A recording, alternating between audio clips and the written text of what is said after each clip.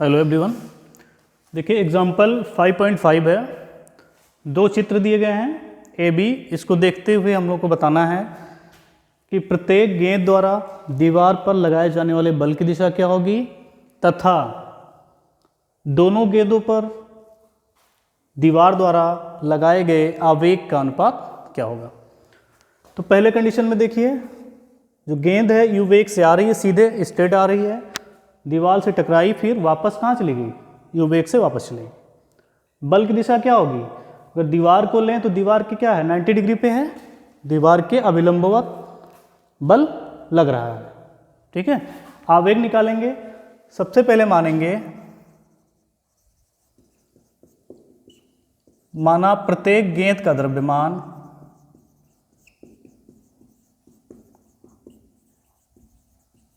m है, तब A के लिए आवेग निकालना है। तो आवेग क्या होता है, संवेग परिवर्तन।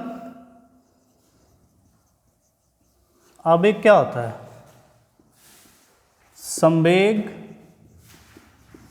परिवर्तन।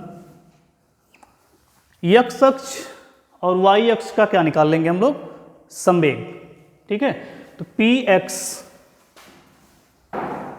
px अक्ष का इनिशियल प्रारंभिक संवेग कितना होगा x अक्ष का। अगर यम द्रव्यमान का कोई गेंद है, u वेग से आ रहा है, तो संवेग क्या होगा इसका, mu। x अक्ष का फाइनल, ये प्रारंभिक एवं अंतिम संवेग कितना होगा, अंतिम क्या होगा, वापस आ रहा है u वेग से, लेकिन दिशा क्या है इसकी, चेंज है, दिशा इसकी चेंज है, तो क्या आएगा m माइनस ऑफ mu। क्या होगा, माइनस ऑफ mu। देखिए अगर u वेग से जा रहा था ये, तो संवेग कितना हो, प्रारंभिक द्रव्यमान गुणे वेग mu, अंतिम संवेग कितना होगा mu, लेकिन किसके साथ, माइनस साइन के साथ। ठीक है, आवेग किसका, x अक्ष का, x अक्ष पर आवेग कितना होगा, अंतिम संवेग माइनस प्रारंभिक संवेग। अंतिम कितना है, माइनस ऑफ mu, माइनस, और ये प्लस है तो माइनस ही रहेगा, mu इक्वल्स टू -2mu। ये कौन सा संवेग है, आवेग किस पर, x अक्ष पर। ठीक है, y के लिए देख लीजिए, py इनिशियल प्रारंभिक। अब y पे तो जाने रहे, यहीं पे आया, x अक्ष पे फिर वापस चला गया, क्या होगा ये 0।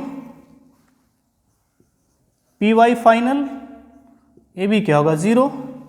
आवेग का y घटक कितना होगा, 0 माइनस 0 0, ये आ गया। तो पहले गेंद का आवेग कितना आया, -2mu। दूसरे कंडीशन पे आ जाइए, इसमें देखिए यदि यम द्रव्यमान का आ रहा है, u वेग से दीवार पे टकराया, टकराने के बाद सीधा नहीं जा रहा है, 30 डिग्री पे आया, 30 डिग्री पे जा रहा है। सबसे पहला काम करेंगे, इसको दो कंपोनेंट में बांट लेंगे, x अक्ष का और y अक्ष का। ये हो जाता है mu, हॉरिजॉन्टल कंपोनेंट को cos थीटा लिखते हैं, तो cos थीटा मतलब 30 डिग्री वेग का कंपोनेंट है ये। ठीक है, y वाला इधर जाएगा, कितना होगा, अगर इधर आ रहा है तो कहाँ जाएगा ये, नीचे, वेग का कंपोनेंट y होगा, तो माइनस साइन के साथ दिशा चेंज हो रही है, इस दिशा में ना जाके दिशा चेंज हो रही है, तो u साइन 30 डिग्री।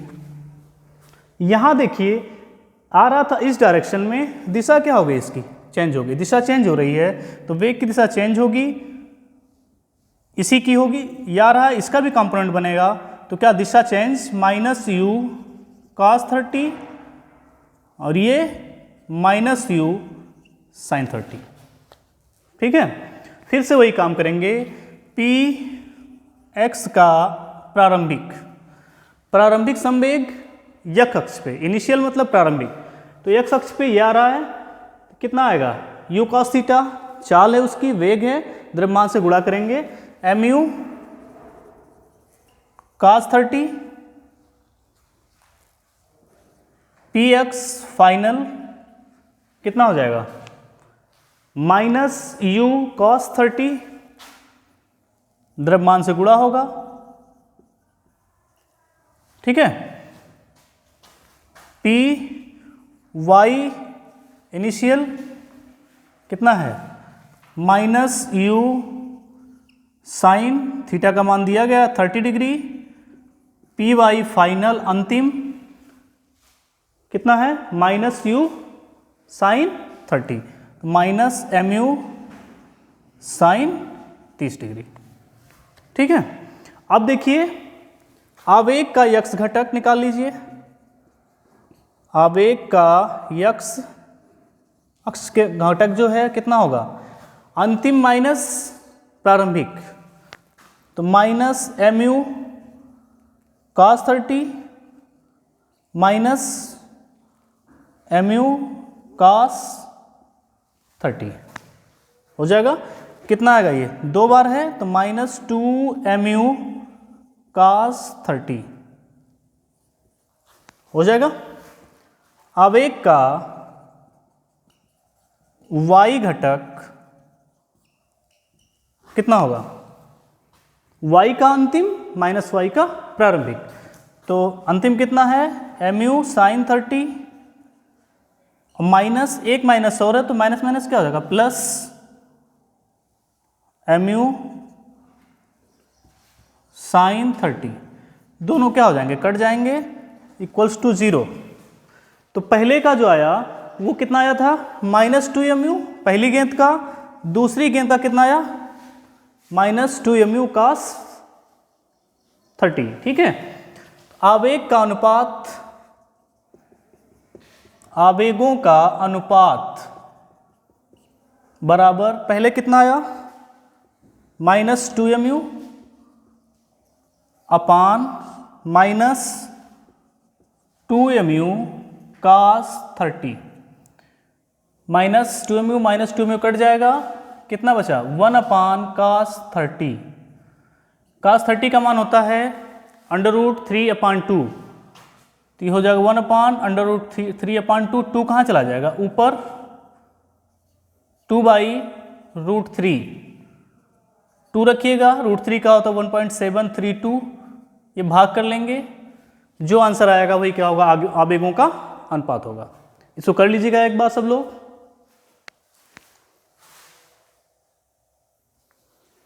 देखिए अगली टॉपिक है घर्षण, घर्षण बल और घर्षण बल के प्रकार। सबसे पहले देखेंगे घर्षण। घर्षण क्या होता है फ्रिक्शन, एक प्रॉपर्टी होती है किसी वस्तु का वह गुण जो उसकी सापेक्षिक गति का विरोध करे। यदि कोई वस्तु किसी सतह पर गति कर रहा है तो उसकी आपेक्षिक गति का विरोध करने वाला जो बल होता है या गुण होता है, जो गुण होता है उसको क्या कहते हैं हम घर्षण। लिख लीजिएगा सब लोग। घर्षण किसी पदार्थ का वह गुण है जो उस वस्तु की किसी सतह पर सापेक्षिक गति का विरोध करता है, ठीक है। अगला है घर्षण बल। घर्षण बल frictional force,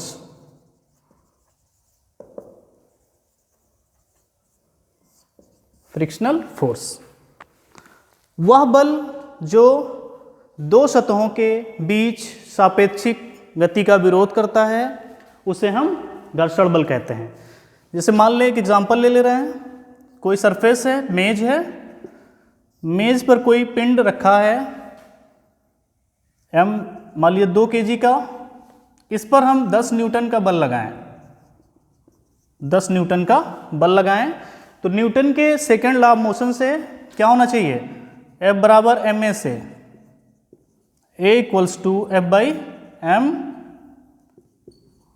5 metre per second square का त्वरण उत्पन्न हो जाना चाहिए। 10 न्यूटन का बल लगा रहे हैं तो उसमें कितना त्वरण होना चाहिए 5 मीटर पर सेकंड स्क्वायर का। त्वरण का अर्थ क्या होता है वस्तु गति की अवस्था में आ जाए, गति में परिवर्तन ही त्वरण कहलाता है। लेकिन यदि ऐसा नहीं हो रहा है, अब कोई भारी वस्तु रखा है मेज पर, उस पर बल लगा रहे हैं, वो नहीं जा रहा है, ठीक है, तो इसका अर्थ क्या है, कोई विरोधी बल जो है जो उसकी गति के अगेंस्ट में, विरोध में काम कर रहा है, उसी बल को क्या कहते हैं हम, घर्षण बल। इधर से क्या लग रहा है, घर्षण बल कितना होगा ये, 10 न्यूटन ही। क्यों, क्योंकि 10 न्यूटन आप इधर से लगा रहे हैं, घर्षण बल भी कितना है, 10 न्यूटन। दोनों आपस में क्या हो जाएंगे, कैंसिल, क्योंकि दिशा दोनों की क्या है, विपरीत है। तो 10 - 10 कितना आ जाएगा, 0। वस्तु मूव नहीं करेगी। तो घर्षण बल वह बल होता है जो वस्तु की सापेक्षिक गति का विरोध करता है, गति का विरोध नहीं करता। किसकी विरोध करता है, सापेक्षिक गति का। जब सरफेस पे गति हो रही होगी, यदि वही गति जो है निर्वात में हो तो वहाँ कोई सरफेस होगा नहीं, तो वहाँ पर घर्षण बल कार्य नहीं करेगा। चिकनी सतह का घर्षण बल कम होता है और खुरदरी सतह का ज़्यादा होता है। स्लाइडिंग होती है, मान लीजिए जो बच्चे झूला झूलते हैं वो क्या होती है, वो काफ़ी चिकनी सतह होती है, बच्चे आराम से बैठे सरकते हुए नीचे चले जाते हैं, वहाँ पे घर्षण कम होता है। यदि उसी को खुरदरा बना दिया जाए तो उतनी तेज़ी से वो नहीं आएंगे, घर्षण बल ज़्यादा कार्य करेगा। अब घर्षण बल के प्रकार कितने टाइप का ये होता है, देख लिया जाए। टाइप्स में पहला है स्थैतिक घर्षण बल, स्टैटिक फ्रिक्शनल फोर्स। दूसरा है सीमांत घर्षण बल,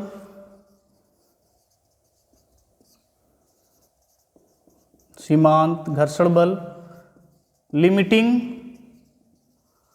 फ्रिक्शनल फोर्स।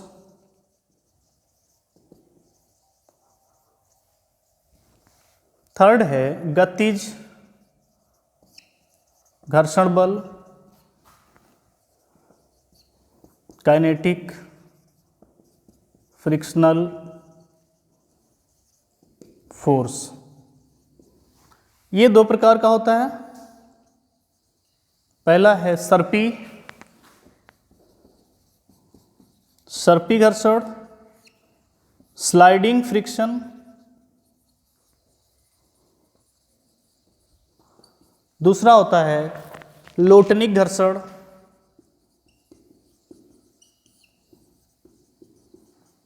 Rolling friction.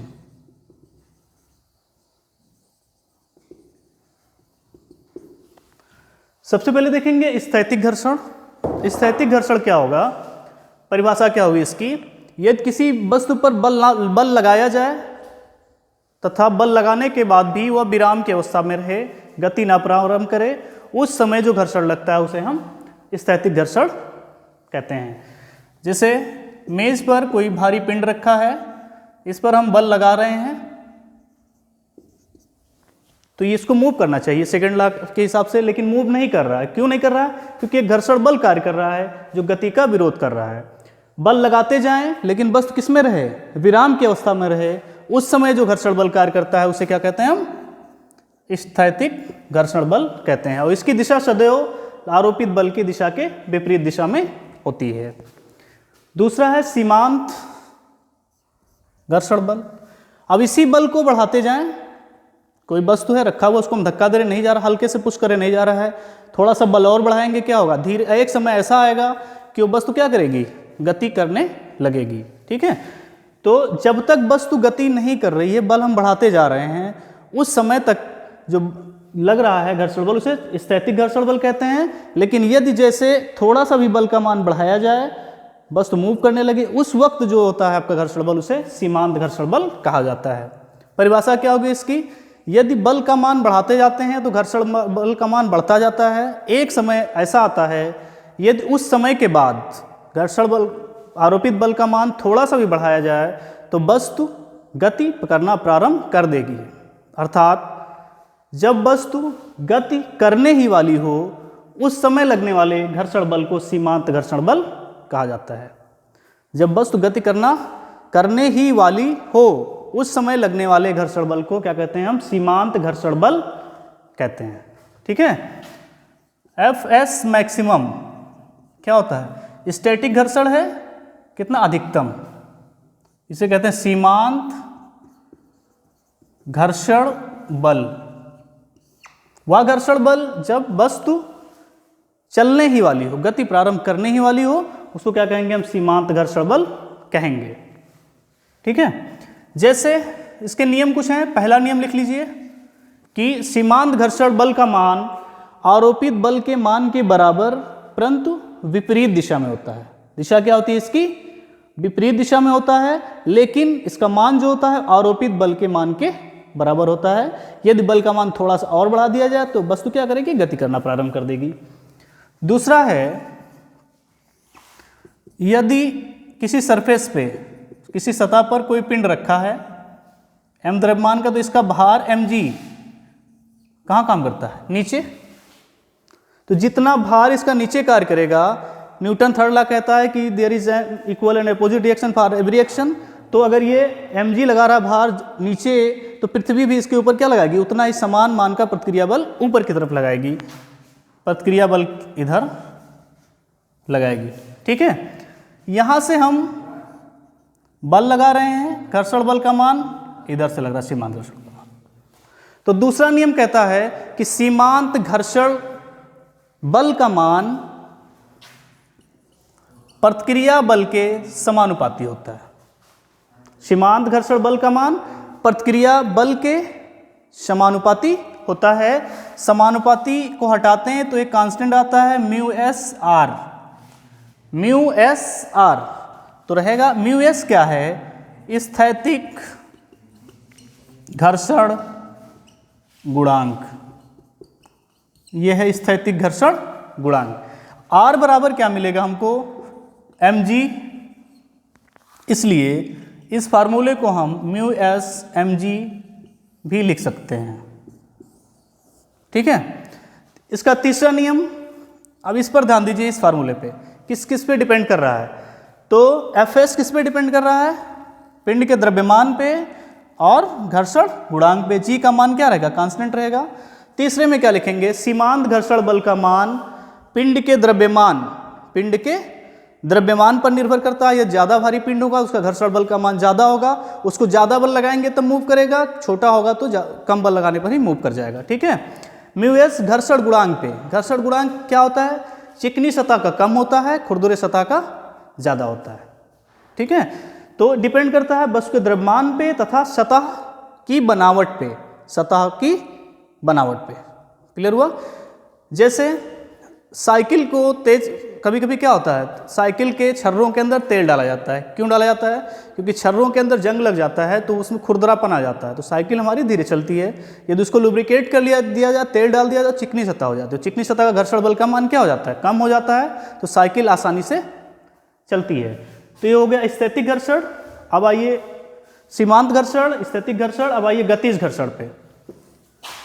अब बल लगा दिया हमने सीमांत घर्षण बल से ज़्यादा, तब क्या हो जाएगा? वस्तु गति की अवस्था में आ जाएगी। गतिज घर्षण बल।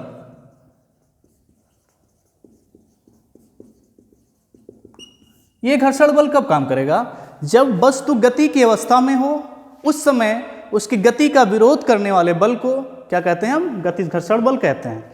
साइकिल चल रही है, तो अगर न्यूटन के फर्स्ट लॉ पे जाएं, जड़त्व के नियम पे, तो क्या कहता है? यदि कोई वस्तु चल रही है तो जब तक चलती रहेगी जिस पर बल लगा के रोका ना जाए। आपने पैडल मार दिया, साइकिल चल रही है, तो उसको हमेशा चलते रहना चाहिए। लेकिन होता क्या है? धीरे धीरे वो क्या होती है? रुक जाती है। तो क्या हुआ? क्योंकि वो सतह पर गति कर रही है, जमीन पे गति कर रही है, सतह हुआ, वहाँ पर एक घर्षण बल कार्य कर रहा है जो पृथ्वी की सतह, सड़क की सतह और टायरों के बीच में कार्य कर रहा है, जो साइकिल की गति का विरोध करता है। धीरे धीरे धीरे क्या करता है? वो बल को कम करता रहता है। आरोपित बल आप लगाना छोड़ दिए हैं तो घर्षण बल का मान बढ़ता जाता है, धीरे धीरे साइकिल आपकी रुक जाती है। तो गति के जब दो सतहों के बीच सापेक्ष गति हो रही हो, उस वो समय जो घर्षण बल कार्य करता है वो गतिज घर्षण कहलाता है। ठीक है। दो प्रकार का होता है। पहला सर्पी घर्षण, सर्पी घर्षण बल, स्लाइडिंग फ्रिक्शनल फोर्स। ये क्या होगा? जब कोई वस्तु किसी सतह पर सरकते हुए गति करती है, किसी सतह पर सरकते हुए गति करे, स्लाइड करते हुए गति करे, उस समय लगने वाले घर्षण बल को सर्पी घर्षण बल कहते हैं। जैसे फर्श पर किसी बॉक्स को क्या किया जाए? खींचा जाए। खींच रहे हैं हम ना, सरका रहे हैं उसको, तो फर्श के बीच और बॉक्स के बीच क्या लगेगा? एक बल काम करेगा जो उसके गति का विरोध करेगा, उसे क्या कहेंगे हम? सर्पी घर्षण कहेंगे। जब सतह के बीच एक वस्तु एक सतह के ऊपर सरकती हुई गति करे तो दोनों सतहों के बीच लगने वाले बल को जो गति का विरोध कर रहा है उसे सर्पी घर्षण बल कहते हैं। दूसरा है रोलिंग फ्रिक्शन, लोटनिक घर्षण। लोटनिक घर्षण, लोटनिक का अर्थ है लौटने वाला, ठीक है। जब कोई वस्तु किसी सतह पर लुढ़कते हुए गति करे, मतलब सतह पर तो जा रही हो लेकिन सरक नहीं रही है, पूरा वो घूमते हुए जा रही है, उसका उस वस्तु का एक एक पार्ट सतह के संपर्क में आए, रोटेट करते हुए घूमते हुए, जैसे साइकिल का पहिया चलता है रोड पे तो क्या होता है, पूरे साइकिल का पहिया स्लाइड करता हुआ जाता है और एक पूरा पार्ट क्या होता है, सड़क से टच होता रहता है। इस तरह की गति को क्या कहेंगे हम, लोटनिक घर्षण कहेंगे। उस समय जो बल उसकी गति के विरोध में कार्य करता है उसे लोटनिक घर्षण बल कहते हैं। तो ये हो गए घर्षण बल के प्रकार। इसको नोट करिए, इसको समझिए। अगले क्लास में हम लोग डेरिवेशन करेंगे फार्मूले का, उसके बाद कुछ उदाहरण किया जाएगा। Thank you.